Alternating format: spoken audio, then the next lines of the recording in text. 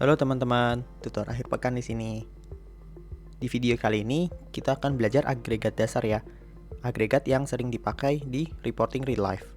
Jadi nanti kita akan belajar cara penggunaan sum, count, dan average.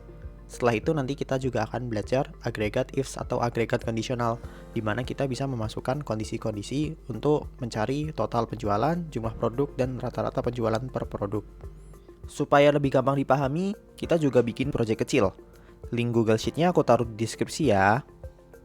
Sebelum masuk ke praktik, kita pahami dulu konsepnya.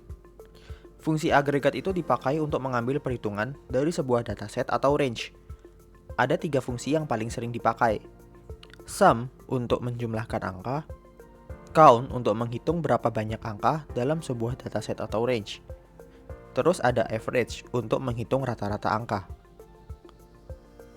Yuk kita coba belajar sinteksnya. Untuk contoh sederhana, kita bisa pakai beberapa angka. Seperti sum 512, 90, 41. Ini akan menghasilkan jumlah dari ketiga angka tersebut. Atau average 67 dan 23. Jadi dia akan menghitung rata-rata dari dua angka tersebut. Dan sama seperti function lainnya, kita bisa pakai range seperti count C5 sampai C19. Titik 2 di situ menandakan sampai atau gabungan beberapa sel yang jauh seperti count A3, L34, dan B4. Catatan penting, semua function di sini hanya untuk angka ya, dan tidak akan menghitung teks. Yuk kita coba langsung praktik.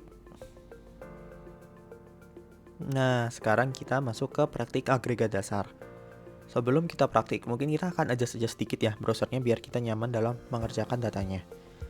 Aku sih biasanya akan full screen, jadi pencet F11 di sini. Terus habis itu juga aku biasanya adjust zoom-nya. Misalkan terlalu kecil, aku akan besarin dengan Ctrl plus, atau kalau misal terlalu besar, akan aku kecilin lagi dengan Ctrl minus. Ini biasanya aku lebih suka edit di browsernya langsung sih daripada di sini, karena di sini tuh hanya mempengaruhi selnya aja. Atas-atasnya ini menu bar dan lain-lainnya tuh tidak berpengaruh. Nah terus biasanya aku juga nggak terlalu butuh menu yang di atas, jadi aku biasanya hide di sini. Ctrl Shift F juga bisa. Nah misalkan aku butuh lagi, aku tinggal pencet aja terus baru pakai menu yang aku butuhkan, terus habis itu di hide lagi gitu. Nah, sekarang kita mulai dalam pengerjaan soalnya. Nah, di sini ada 5 produk nih dengan penjualan di kolom C. Kita disuruh untuk mencari total penjualan, jumlah produk, sama rata-rata penjualan per produk. Untuk agregat dasar ini sebenarnya straightforward atau simple banget. Jadi untuk total penjualan, kita tinggal ketik aja sum. Nah, di sini dari Google Sheets-nya itu langsung mengarahkan range-nya. Data mana nih yang mau kita ambil, karena dia udah bisa ngedetect juga sebenarnya. Cuma kalau misalkan teman-teman belum sesuai datanya, bisa ditulis. Atau misal belum sesuai, nanti kita klik aja manual untuk data yang kita mau agregatin.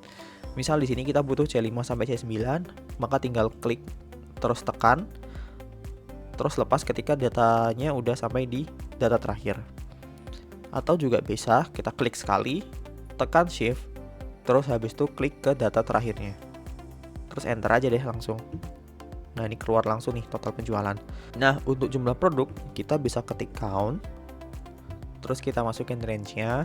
Tapi karena Google ini kali ini tebakannya benar, kita pencet tab aja buat langsung isi range datanya. Untuk average juga sama persis. Kita ketik average, range-nya juga sudah benar. Nah untuk rata-rata penjualan per produk, itu kita bisa pakai selain average, yaitu tinggal langsung membagi total dan jumlah produknya. Hasilnya nanti akan sama persis. Nah, kapan kita pakai average, kapan kita langsung bagi? Kalau misal kita punya data yang lain seperti total penjualan dan jumlah produk, ini bisa langsung kita bagi aja. Tapi kalau kita nggak punya kedua data ini, kita pakai average untuk mencari rata-ratanya.